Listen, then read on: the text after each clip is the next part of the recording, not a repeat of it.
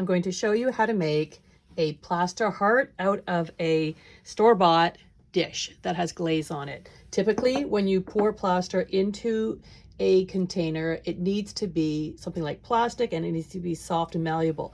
So I could pour plaster into this and pop it out without doing anything to it. I could not pour plaster into this because it's a rigid plastic. So you have to prepare your surface. So the ceramic dish here with the glaze can also be used to pop things out of, but if you don't prepare it ahead of time, it will not work. So I created this heart from this container. So it's solid plaster. It now needs to set up for a bit. Like it's set, it's a solid piece now, but it's still rather damp. So it's not going to work perfectly for what I want to use it for, which is to put slabs of clay over top of them and make them into little dishes. So I am going to be letting this set up for a bit, but I'm going to make a second one. So I always have two on the go. So I'm going to show you how to do that. I'm going to move this out of the way.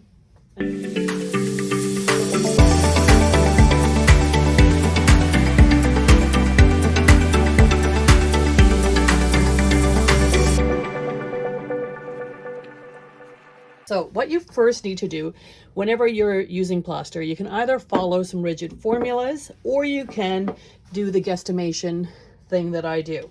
So when I start, I always pour the water into the vessel the level that I want it to be at in the end. Not the water, but how much volume I want in the container at the end. So I want this almost to the top here. I then take that water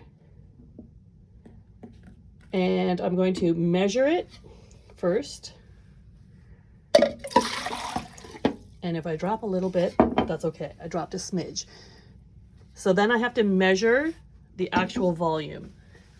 And it's coming in at 400 milliliters. So I need to remove 100 milliliters. Or even a bit more. I'm removing a third of it. So I need to go at least to 300. And I'm still testing and checking all the time. So that would give me 75% water. And I'm going to go just a little bit below that because I really want a number between 66% and 75. I usually say you want about 2/3 water to the amount that you really need in the end. So now I'm just going to pour that in. So this is my water that I'm going to be dealing with. I have to now dry this out. So I have a cloth handy. I'm drying it out so there's no water in it.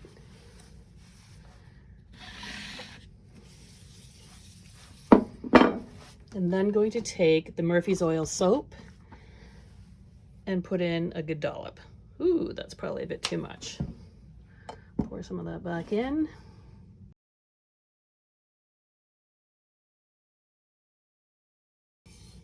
And what this does is it creates a barrier,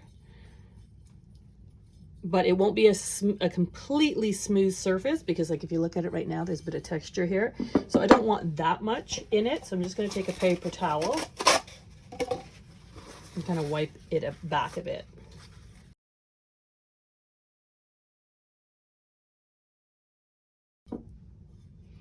And what I've learned when I'm doing this is that the texture of what I leave behind with the soap will show. You could do the same thing with Vaseline. It's just that this is a lot easier to clean up from afterwards than Vaseline is. All right, then I put that away and out of my zone. I also have these two tools because you need them after when the piece has set. So this is my water zone. And now I'm going to take number 1 pottery plaster. Get it into your field of vision. Number 1 pottery plaster. And I'm going to start putting it in. If you are working a lot with plaster, you should wear a respirator or at least a face mask to not breathe in the dust. I'm going to try to keep the dust down to a minimum. And when I put it in, I am squeezing it at the same time in case some pieces have firmed up a little bit. I've had this plaster now for a while, so it's not brand new, so I'm not worried about, you know, using it up.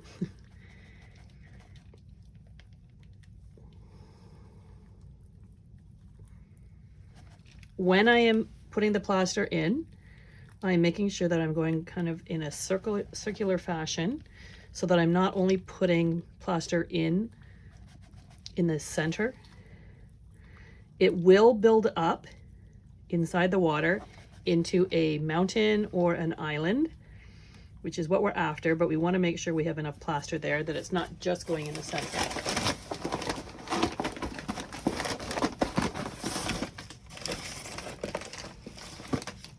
I can see that it's almost getting there. There is a bit of a mound underneath that I can see forming. So my left hand is squeezing out the plaster, and any chunks that I feel, I kind of just break them up as I squeeze them out.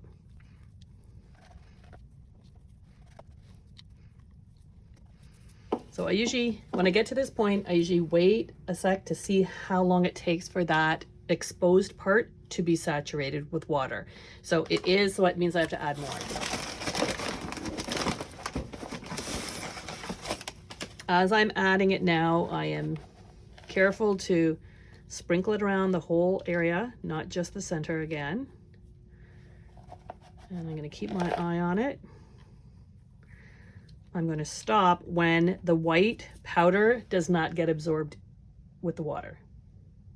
So it's almost there.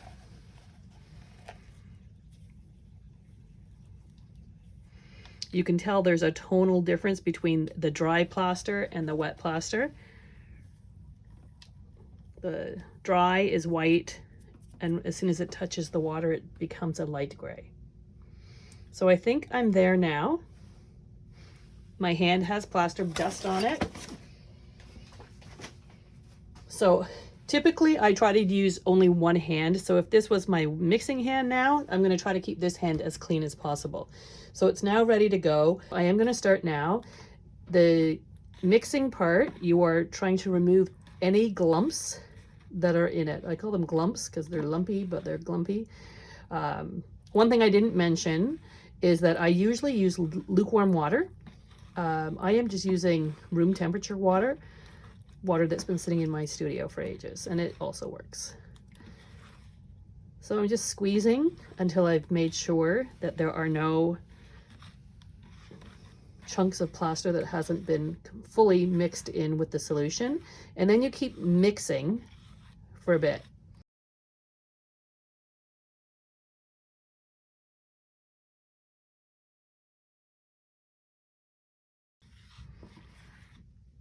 Once you've got it going. So it feels pretty good saturated. So I take my hand and try to remove as much as I can off the side.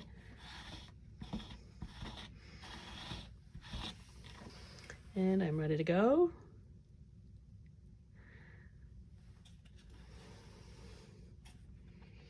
So it still has quite a bit of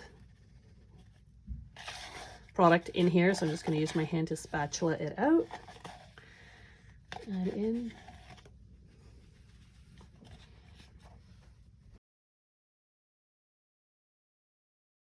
Shift it off as possible. Okay, then I'm coming back to this piece, and I need to vibrate it. If it's a container like this, I would just hold it and tap it. Same with this one. Except if it's the more rigid the shape is, the less it responds to hitting it. What this does is it shoots the air bubbles up to the top. Now I could hit it, but you can see it doesn't respond as much. Mind you, all those little bubbles are popping. Another little trick that you can do is spritz it with water, and that sometimes pops those bubbles. I don't want to add too much water because I don't want to change the proportion, but look, it's really hard to see for you, but a whole lot of bubbles just popped. So as you can see, I have exactly the right volume of plaster for this container. So it did not overflow. I mean, I also was watching it to make sure it didn't overflow.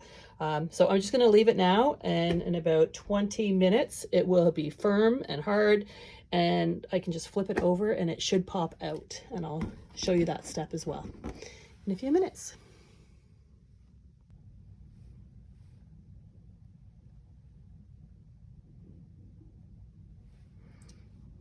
The plaster has set. It's firm. It's still kind of damp. When I put my hand on it, my hand comes away not wet, but definitely with a sense of moisture on it. Now, because this is a ceramic dish, I'm going to use a spongy-like surface to do the flip over. So when you do this, you're trying to get a little bit of a hit going without breaking the container. So I'm just going to go over the surface here again, because it didn't pop out directly like my first one did, of course. Of course, when I'm not filming it, it all turns out right. When I do film it, it doesn't work as good. So all I'm doing is just kind of removing the plaster along that edge, because that's where I think I touched it a lot, and I might have removed a little bit of the soap. So it should work.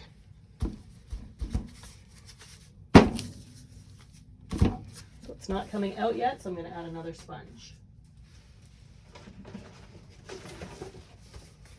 So I'm going to put this one underneath. This is like a puzzle floor tile, so I can be a bit more aggressive with it. There it is. Popped right out. So now to just show you the edges. So this is the super smooth spot that had the soap but didn't have any texture. Any of these little texturally spots, that's actually the area where I put the soap. So I am going to just clean that part up, and I will be back in a minute. So as you can see, there is a bit of a textural surface here. So I have to get rid of that, and I will, using some tools in a second. The cleanup of this is relatively easy. Really all you need to do is add a little soap, or sorry, a little bit of water, and start the surface moving and come right off. If you don't want to get any of your studio work covered in plaster, then just use a paper towel to do this job, to wipe it up. So this is the same paper towel that I was using before that has the soap on it. So it's best to leave all of the supplies that you're using nice and clean, so that the next time you go to use it, it's ready to go. It's also a lot easier to clean up right after the fact, even though that's not fun. And so now I'm taking my studio cloth, giving it a final wipe down. So that's good to go. And now with this part, I'm going to remove the spongy parts because I don't want to get those dirty. And I'm going to use two tools. So this one is a soft rib and this one is a harder one. So this one is good for doing the edges. So I don't want to leave it exactly how it is, because it'll start to chip, because it's got too much of a really sharp corner here. So I'm going to take this tool and just slide it across the edge.